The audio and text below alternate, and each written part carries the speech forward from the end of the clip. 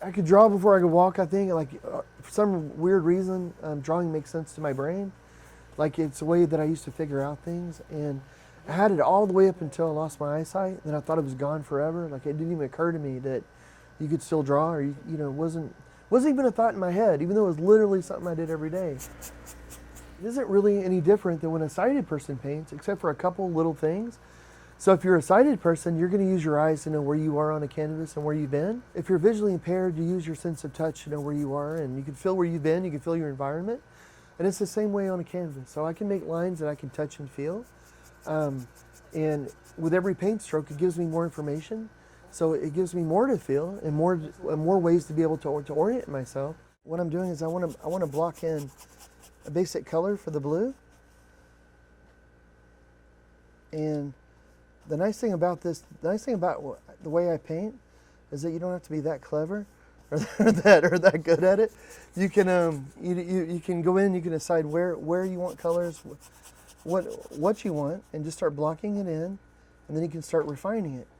So right now I'm just going to put blue, and then I can go in after this dries a little bit and start to refine the shapes a little bit better.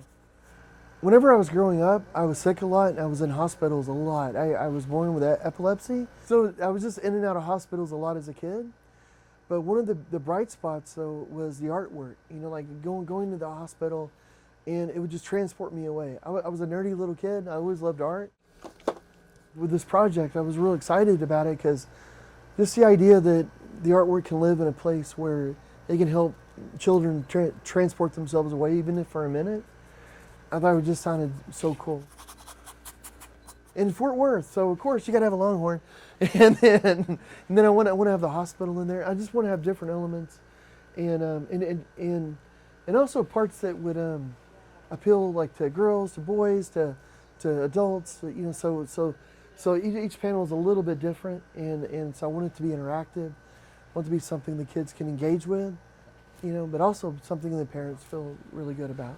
With the painting, I'm using bold lines, so it's confident sort of lines that are reassuring, and colors that are bright, they're happy, nice emotional sort of, but very calming. A lot of blues, a lot of different calming colors that I'm hoping when the children see it, it'll be something that'll help, like, inspire them to feel, I don't know, to use their imagination and to take them out of what they're going through right then. It makes me feel really good, thinking that hopefully this will help even a little bit.